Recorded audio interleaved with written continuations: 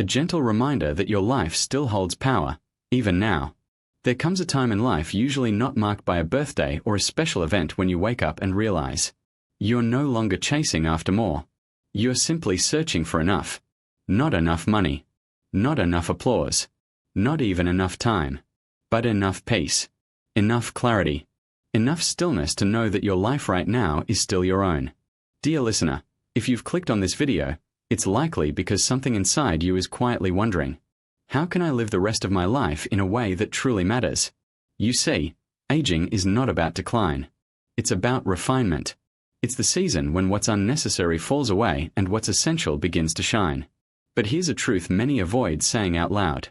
Even in our 60s, 70s, or 80s, we still carry habits that harm us. Some are so quiet, so normalized, that we don't even notice how they slowly erode our health, our energy, our joy. That's what this message is for. Today, I want to walk with you gently but honestly through 8 emotional truths that determine not only how long we live, but how well we live. These are not medical facts written on a chart. They are life facts observed through decades of experience, supported by science, and rooted in stories of real people I've cared for. Some truths will be simple. Some may be uncomfortable. But all of them are invitations. To live lighter. To love deeper. To be here now, with intention. So please, make yourself comfortable. Maybe with a warm cup of tea. Turn off distractions. Let yourself be fully here. Because this is not just a video. It's a soft turning point. A mirror. A companion on the road ahead. And before we begin, I kindly invite you. Subscribe to this channel if you haven't already. Because what you'll find here isn't just information. It's care. It's calm. It's community. And most of all, it's wisdom, just like yours. So stay with me until the very end. Because in these next few minutes, you may not just learn how to live longer. You may remember how to live better. Shall we begin? 1.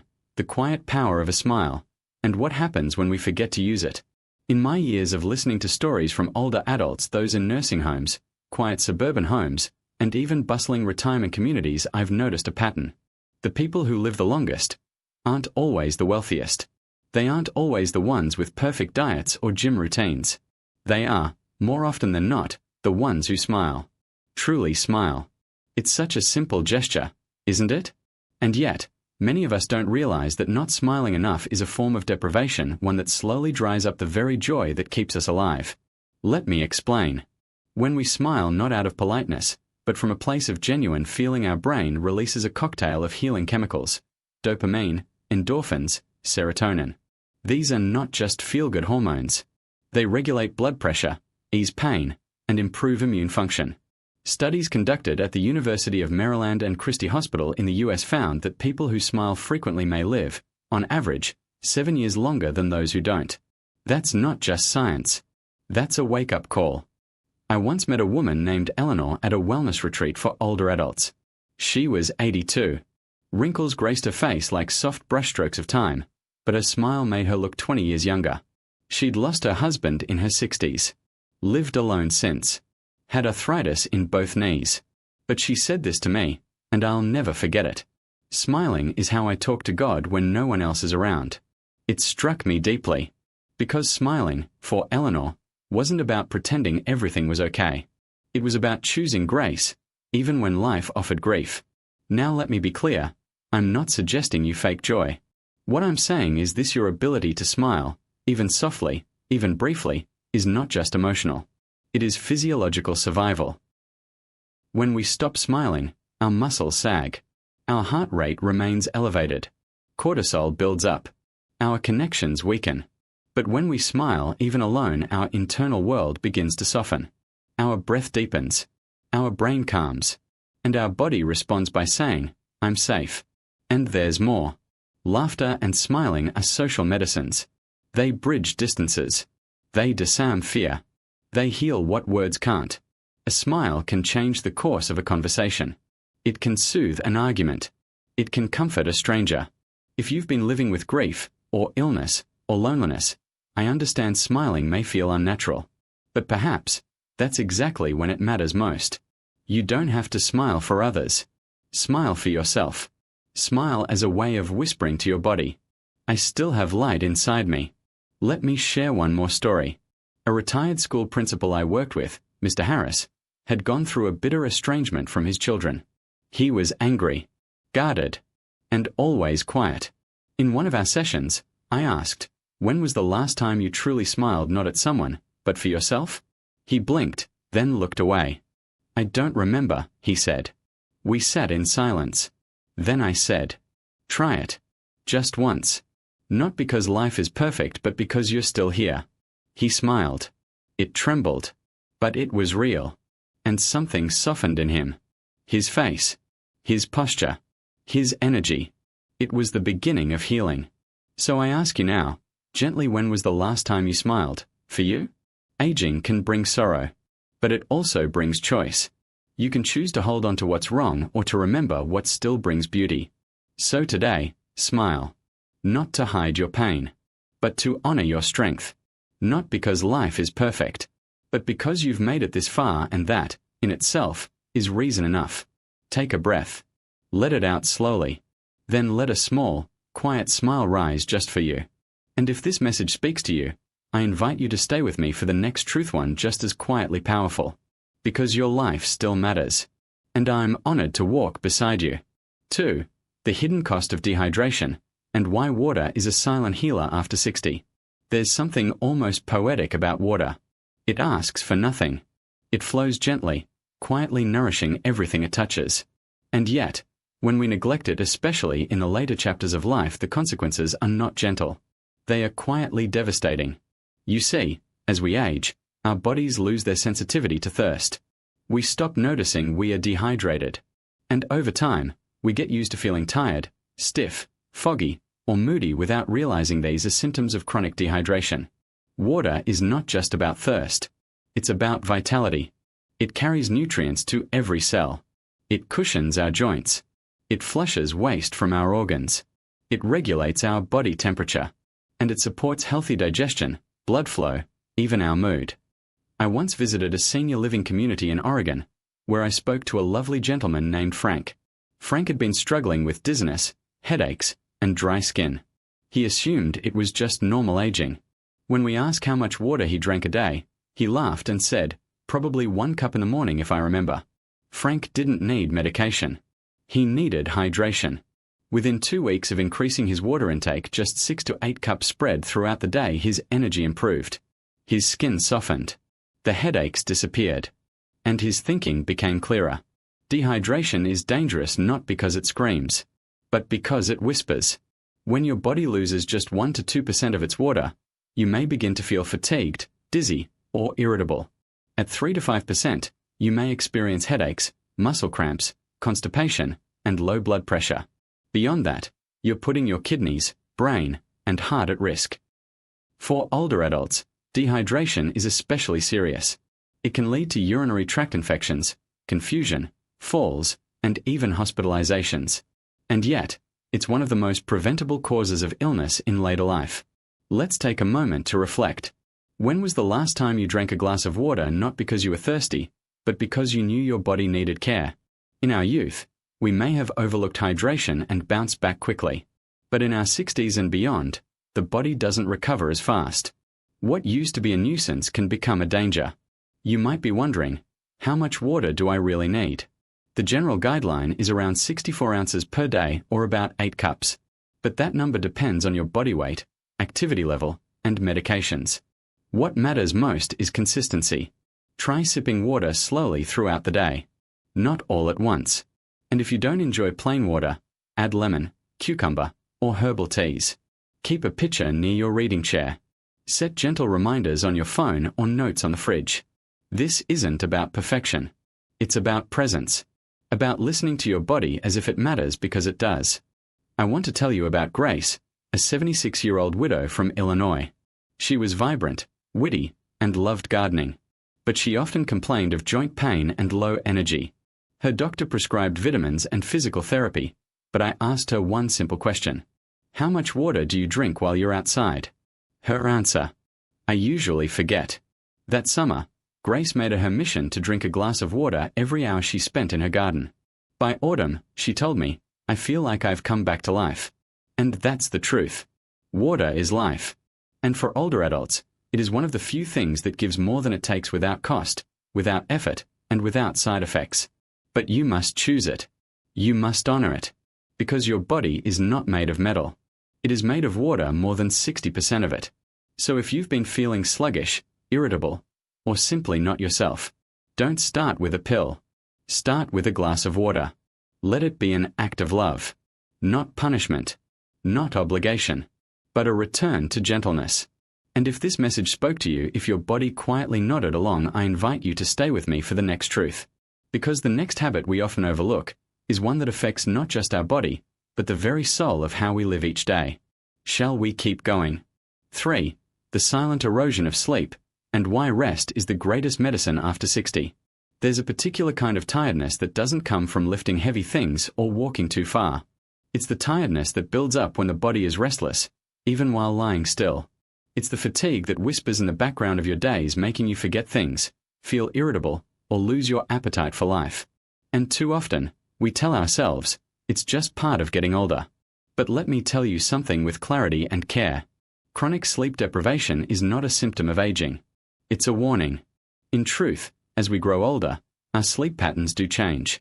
We may feel sleepy earlier, wake more often during the night, and rise with the sun. But that does not mean we are meant to sleep less. It means we need to sleep differently. Yet many older adults treat sleep like an afterthought.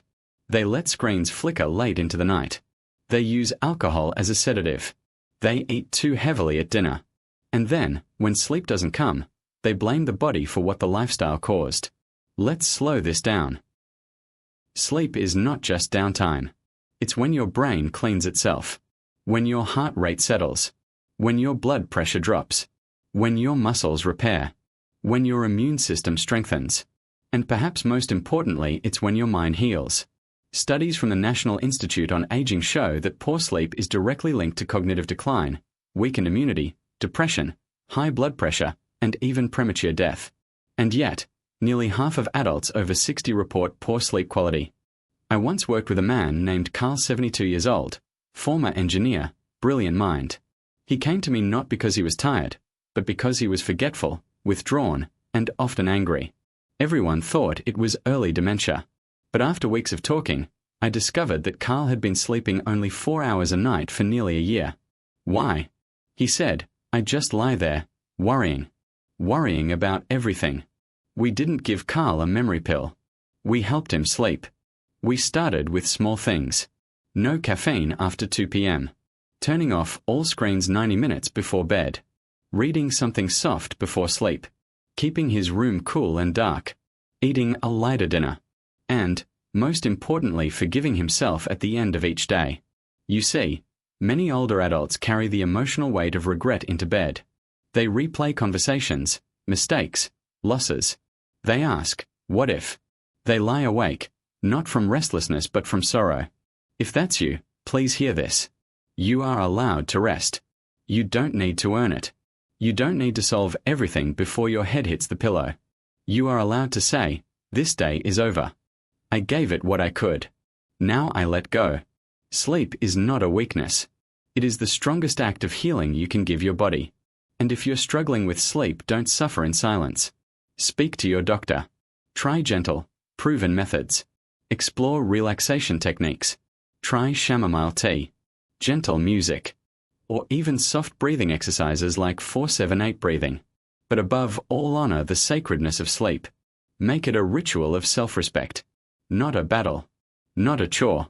But a blessing. I remember an elderly woman named Marta. She used to whisper, I pray when I can't sleep. I asked her, does it help? She smiled, it doesn't always help me fall asleep, but it helps me stop fighting it. And maybe that's the lesson. Sleep isn't always about controlling your hours. It's about surrendering your burdens. So tonight, when you lie down, I invite you. Don't carry the day into the dark. Let the world be what it is. Let yourself be enough. And let your breath be your lullaby. If this message touched something tender in you, stay with me. Because the next truth we'll explore is what happens when the body stops moving, and how that stillness can quietly steal our strength. 4. When the body stops moving, the hidden dangers of stillness after 60. There is a kind of stillness that brings peace, like sitting by a quiet lake or watching the sun settle behind the hills. But there is another kind of stillness, the kind that creeps into the body after years of too much sitting, too much convenience, too little movement. And that stillness doesn't calm us. It breaks us down, quietly and completely. You see, in the early years of life, movement is natural. Children run. Teenagers explore. Adults hustle through decades of labor and responsibility. But after retirement or after loss, illness, or loneliness, movement begins to fade. And with it, so does strength. So does vitality. So does life. Let's speak plainly. Physical inactivity is one of the most dangerous habits of aging. And yet it's one of the most common. Modern life makes it easy to do almost everything while sitting, shopping, reading, watching, even socializing. But the body was not built for prolonged stillness. It was made to stretch, to bend, to carry, to walk. Research from the American Journal of Clinical Nutrition shows that prolonged sedentary behavior, defined as sitting more than 3 hours a day without breaks, is linked to early mortality. In fact, physical inactivity contributes to more deaths worldwide than smoking. Yes, more than smoking. I once worked with a man named Lawrence, a retired accountant from Ohio. He had lived a structured life for 40 years. After retirement, he allowed himself rest, deservedly so. But that rest became a recliner. The recliner became routine. And within a year, Lawrence developed hypertension, prediabetes, and chronic back pain. Not from overuse. From underuse. The irony. Lawrence was not overweight. He wasn't even elderly by medical standards. But his body had forgotten how to move. And that forgetting is dangerous. When we stop moving, several things happen. Our muscles weaken, making everyday tasks harder. Our joints stiffen, increasing the risk of falls. Our circulation slows, leading to fatigue and cold extremities. Our digestion stalls, contributing to constipation and bloating. Our bones lose density, increasing fracture risk. Our mind fogs, due to reduced blood flow to the brain. And our mood darkens, often leading to depression. So no, sitting is not innocent. But here's the beautiful truth. It doesn't take a gym membership to bring your body back to life. It takes intention. I met a woman named Clara, age 74, who had lived with chronic knee pain. Her doctor told her to avoid overexertion, so she interpreted that as avoiding movement altogether. When we met, I asked her gently, "Would you be open to standing for 5 minutes every hour, just swaying side to side, like a tree in the wind?" She smiled, amused. That doesn't sound like exercise. But she tried. And 5 minutes became 10. Swaying became walking. Walking became gardening again. Within 3 months, her pain lessened. Her breath deepened. And most importantly, her confidence returned. Because that's what movement does. It reminds you that you are still capable. Not perfect. Not young. But powerful in your own way. If your knees ache, move your arms. If your back is stiff, roll your shoulders gently. If walking far is difficult, march in place for 2 minutes near your chair. Stretch in bed. Circle your ankles. Stand and look out the window every hour. What matters is not intensity. It's consistency. And if you're someone who's lost mobility, don't lose hope. There are chair exercises. Resistance bands. Simple routines designed for people just like you. And every single one of them is a message to your body. I still care. In Japan, where some of the world's oldest people live, elders begin each day with simple stretches and short walks. They understand that movement is not a luxury. It's a lifeline. So today, I invite you gently but firmly. Stand up. Take a few slow steps. Swing your arms. Turn your neck gently from side to side. Let the blood flow. Let the breath return. Let the stiffness soften. Because when your body moves, your life moves. And you, dear friend, are still meant to move forward. If this message stirred something in your heart or in your joints, stay with me. Because the next truth we'll explore is perhaps the most overlooked of all. The impact of your thoughts. How what you think, day after day, becomes what you live. And that truth? It can either shorten your life or set you free. 5. The weight of negative thinking and how it quietly shortens life after 60. Not all burdens are physical. Some are invisible. But they are just as heavy, if not heavier. They live in the silent corners of your mind. in the thoughts you repeat to yourself at night, in the way you talk to yourself when no one else is around, in the quiet beliefs you've carried for years. I'm not needed anymore. I'm too old to change. My best years are gone. These are not passing thoughts. They are emotional weights. And over time, they shape the way your body ages. Let me say it clearly. Negative thinking is not just a mindset. It's a physiological pattern. One that increases inflammation, disrupts immunity, raises blood pressure, and accelerates cognitive decline. The World Health Organization has stated that nearly 50% of health outcomes in older adults are influenced by psychological well-being. That's not speculation. That's science. Your thoughts have chemistry. Your beliefs shape your biochemistry. What you dwell on day after day becomes your internal weather. I once met a woman named Dolores in her late 60s. She had a beautiful home, good health reports, and children who love her. But she carried sadness like a second skin. I just can't shake this feeling, she told me. Like I've become invisible. I didn't correct her. I didn't say, that's not true. I sat with her. And then I asked, what would you like to feel instead? She looked at me, confused. I don't know. I haven't thought about that in a long time. That's the trap of negative thinking. It narrows your world. It makes you believe that your current emotional state is your permanent reality. But that's not the truth. Emotions are like weather. They pass if you let them. But negative thoughts? When repeated enough, they harden. They become beliefs.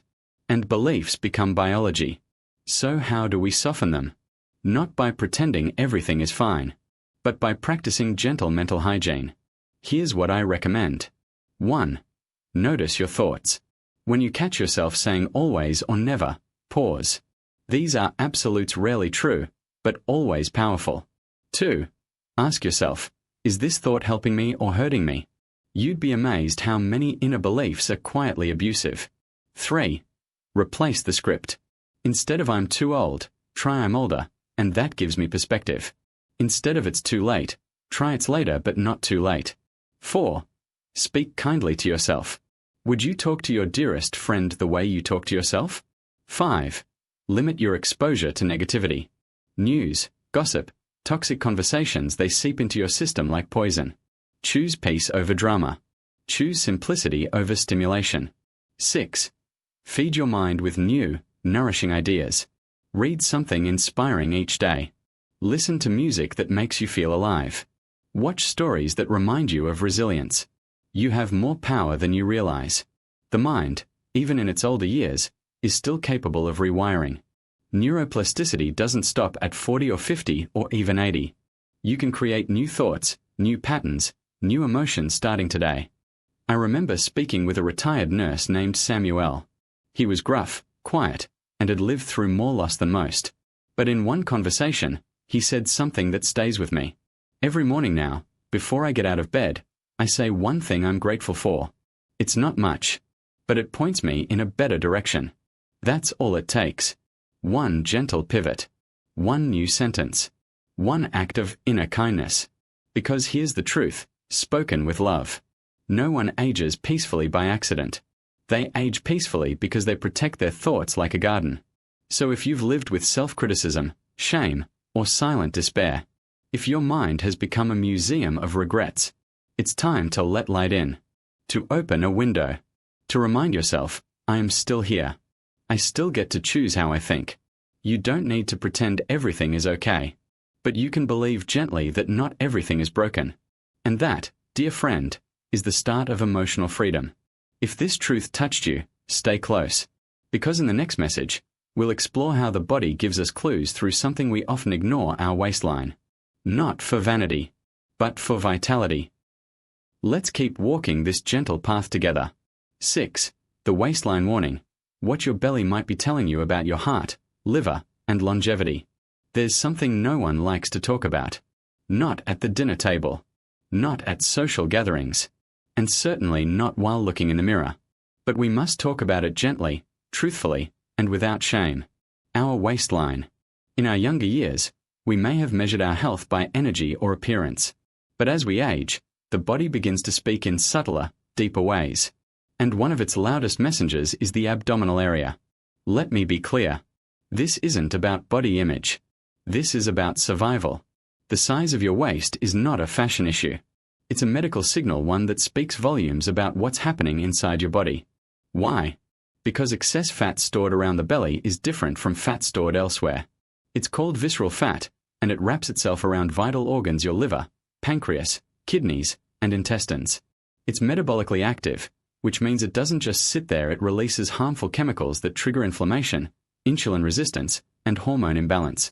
In plain terms, a thicker waistline increases your risk of heart disease, stroke, type 2 diabetes, fatty liver disease, dementia, and even certain cancers. Let's look at the numbers. According to the National Institutes of Health, a waist circumference of more than 40 inches in men and more than 35 inches in women is considered high risk. Even if your weight is in the normal range, excess abdominal fat can still be dangerous. This is especially common in older adults, where muscle mass decreases and fat redistributes quietly, subtly, but significantly. I once counseled a woman named Ruth, age 68. She was not overweight by conventional standards, but her waist measured nearly 39 inches. She struggled with fatigue, joint stiffness, and high cholesterol. Her doctor had prescribed medications, but the symptoms persisted. Together, we made a small shift, not in dieting, but in awareness. She began walking 20 minutes a day, reduced her intake of processed foods, and added more greens and fiber. 3 months later, she'd lost 2 inches off her waist. But more importantly, she had energy again. Her sleep improved. Her blood work stabilized. It wasn't about vanity. It was about returning home to her body. Here's the hard truth. In countries like the United States, where food is abundant but often unhealthy, over 30% of adults are classified as obese. This is one reason the average life expectancy is 6 years shorter than in places like Japan, where diets are cleaner and waistlines are smaller. But here's the good news. You don't need to chase a flat stomach. You don't need to count every calorie. You don't need to shame yourself for every indulgence. You simply need to pay attention to your belly, not as an enemy, but as a messenger. Start with these gentle shifts. A reduced sugar and refined carbs. These feed visceral fat. Eat more fiber, fruits, vegetables, oats, lentils. Fiber slows digestion and supports gut health. Or avoid eating late at night. The body digests better when upright and active. Limit alcohol. Even small amounts can increase abdominal fat over time. Move every day. Walking, stretching, dancing, whatever keeps your blood flowing. Breathe deeply. Chronic stress raises cortisol, which tells the body to store more belly fat. And most importantly, treat your body with kindness. Do not punish yourself with extreme diets. Do not insult yourself in the mirror. Do not compare your aging body to a younger version of yourself. Instead, ask your waistline gently, what do you need from me today? Am I feeding you with love or with fear, exhaustion, and stress? Your belly is not a flaw. It is a compass. And when you learn to follow its signals not with panic, but with patience, you will find a clearer path to health. I once heard an elder say, I used to suck in my stomach to look good. Now I pull back from sugar to feel good. That, my friend, is wisdom. So today, place your hand on your abdomen. Feel the life there, the softness, the strength, the vulnerability. Then promise yourself not a number, not a weight goal, not a dress size, but this. I will care for you, because you carry me. If this message touched something in you, stay close, because the next truth may be even more surprising. It lives not in the body, but in your evening routine. It's the quiet danger of overeating at night, and how it may be silently stealing your health. Let's keep walking this path together. 7. The silent burden of the evening meal. Why overeating at night quietly shortens life after 60.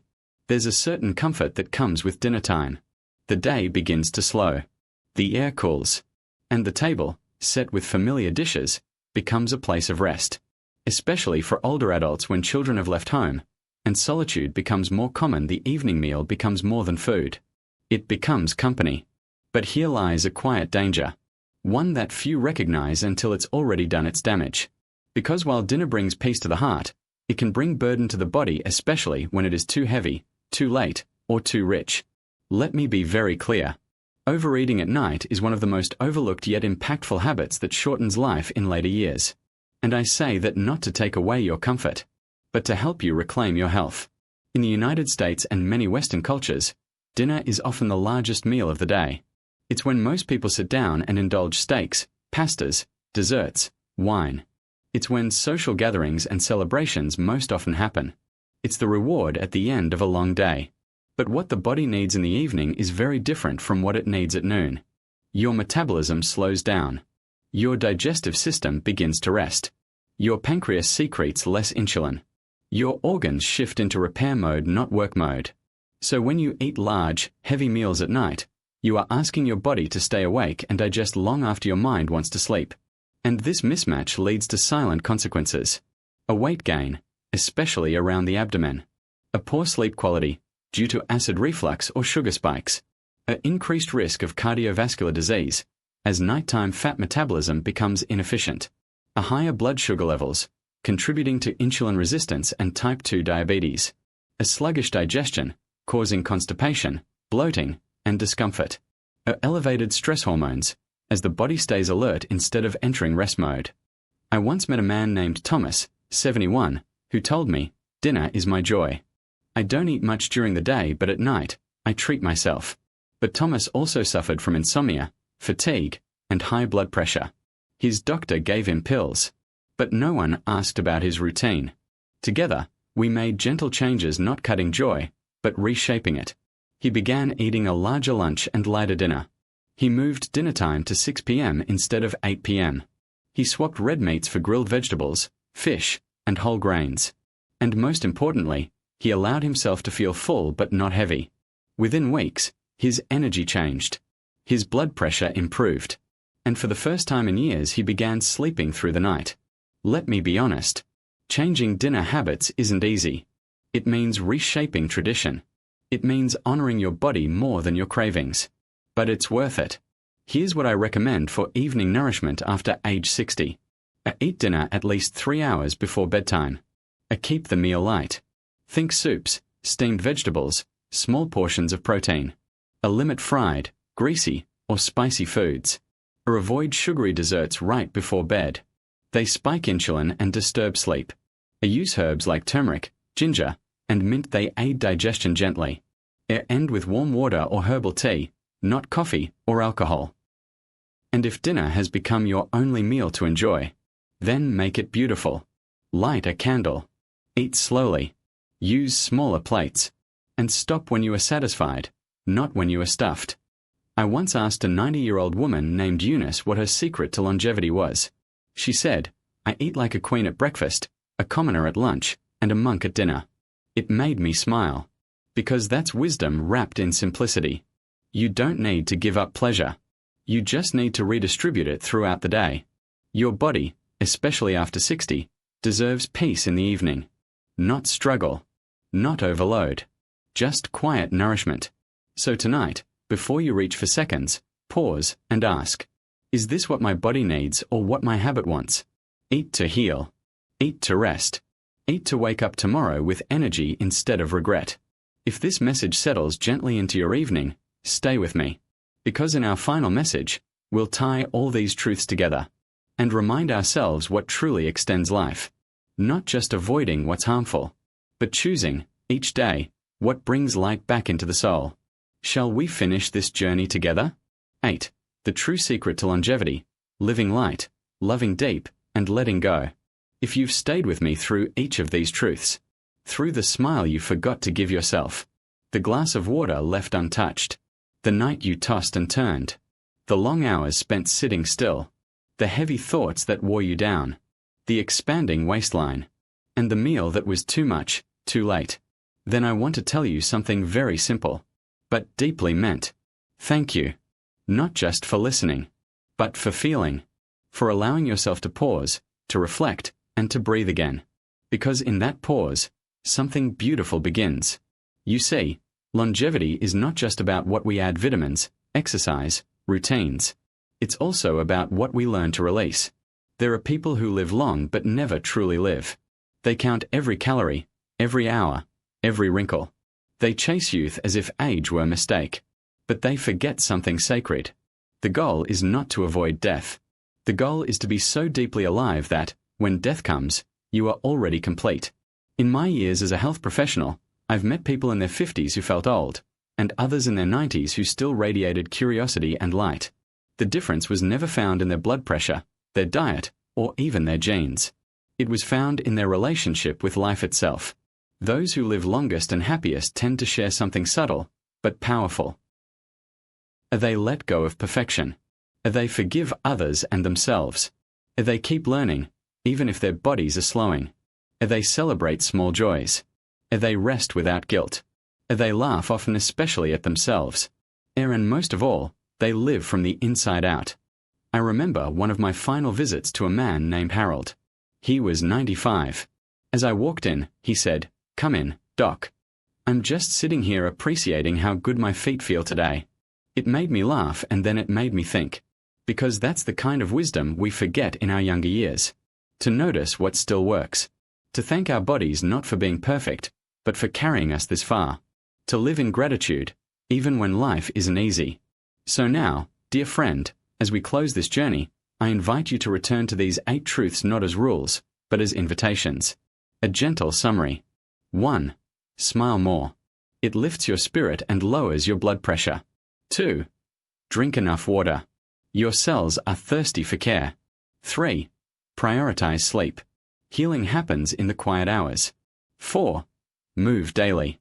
Even a few steps can keep your heart and joints alive. 5. Think kindly. Your thoughts shape your biology. 6. Mind your waistline. Not for looks, but for your organs. 7. Eat lighter in the evening. Let your body rest as your soul does. 8. Let go. Of weight. Of guilt. Of urgency. Of everything that no longer serves your joy. And then ask yourself, each morning, with quiet courage, what do I choose to honor today, my fears or my peace? You've made it to this stage of life for a reason. Not just to survive, but to shine with wisdom, with softness, with a heart still open to growth.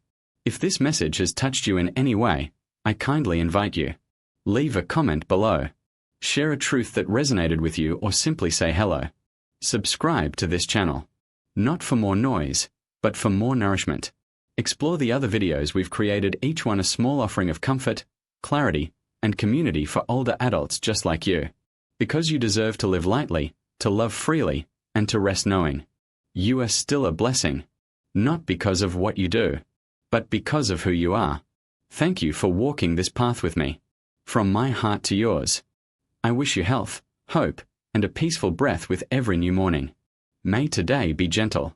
May your body feel safe. And may your life just as it is remind you, you are already enough.